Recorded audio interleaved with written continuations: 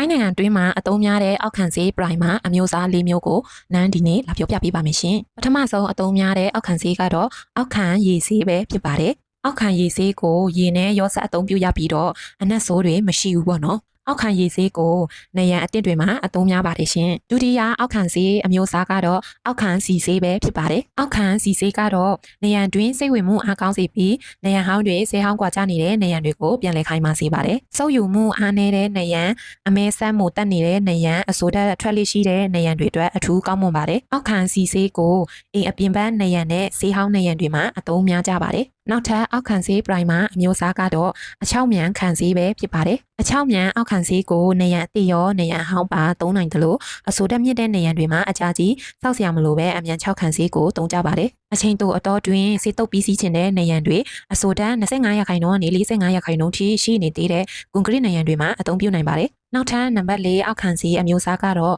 တမနီနဲ့တစ်သားခံဆေးတွေအတွက်ပဲဖြစ်ပါတယ်။တန်ထဲတွေတန်ကြီးတက်ချင်းမှကာကွယ်ပေးတဲ့အောက်ခံဆေးနဲ့တစ်သားတွေရဲ့တစ်ဆေးအဆိုတက်ကိုထိန်းပေးတဲ့အောက်ခံဆေးတွေပဲဖြစ်ပါတယ်။တမနီတန်ထဲတန်ချောင်းနဲ့တစ်သားနေရန်တစ်သားတကားတွေမှာအသုံးပြုကြပါတယ်။ထိုင်းနိုင်ငံမှာတော့တန်ထဲအတွက်သုံးတဲ့အောက်ခံဆေးနဲ့တစ်သားတကားတွေအတွက်သုံးတဲ့အောက်ခံဆေးဆိုပြီးတော့နှမျိုးခွဲထားပါတယ်။ထိုင်းနိုင်ငံရဲ့ဆေးတုပ်တဲ့နယ်ပယ်မှာတော့ကိုသုံးမဲ့နေရန်အမျိုးအစားနေရန်တစ်လားနေရန်ဟောင်းလားတန်ထဲလားတစ်သားလားစားတဲ့အချက်တွေပေါ်မှာမူတည်ပြီးဒီခံဆေး၄မျိုးထဲကတင်းတော်ရာကိုရွေးချယ်ပြီးအသုံးပြုကြပါတယ်။ဒါကတော့ထိုင်းနိုင်ငံမှာအသုံးများကြတဲ့အောက်ခံဆေး၄မျိုးပဲဖြစ်ပါတယ်ရှင်။